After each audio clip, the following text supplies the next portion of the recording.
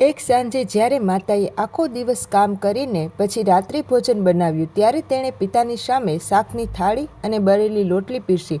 મને લાગ્યું કે આ બળી ગયેલી લોટલી પર કોઈ કંઈક કહેશે, પણ પપ્પાએ એ લોટલી આરામથી ખાધી.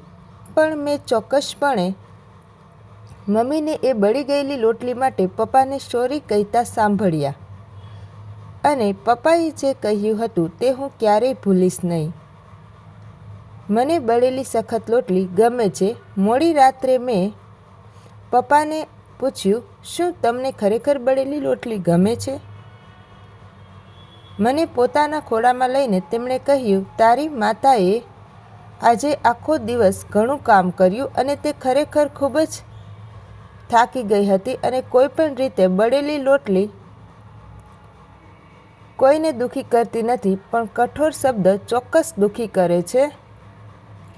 તને ખબર છે પુત્ર, જીવન અપૂર્ણ વસ્તુઓથી ભરેલું છે. અપૂર્ણ લોકોથી, કમીઓથી, દોષોથી. હું પોતે સર્વશ્રેષ્ઠ નથી. હું સામાન્ય છું અને કોઈ પણ બાબતમાં ભાગ્યે જ સારો છું. હું વર્ષોથી શીખ્યો છું કે એકબીજાની ભૂલો સ્વીકારો, જતી કરો, પસંદ કરો અને પ્રેમ કરો. સંબંધોની ઉજવણી કરો. મિત્રો, જીવન ખૂબ જ નાનું છે. દરરોજ સવારે ઉદાસી, અફસોસ સાથે જાગવામાં તેને વેડફશો નહીં. જેઓ તમારી સાથે સારી રીતે વર્તે છે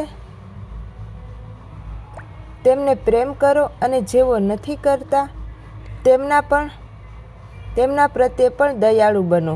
કોઈએ કેટલી સરસ વાત કરી છે કે મારી પાસે એવા લોકોને નફરત કરવાનો સમય જ નથી કે જે મને પસંદ નથી કરતા,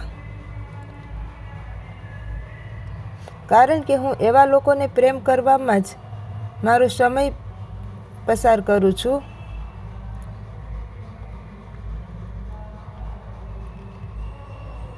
તો મિત્રો, જીવનનો આનંદ માણો. તેનો અંત નિશ્ચિત છે. હંમેશા ખુશ રહો.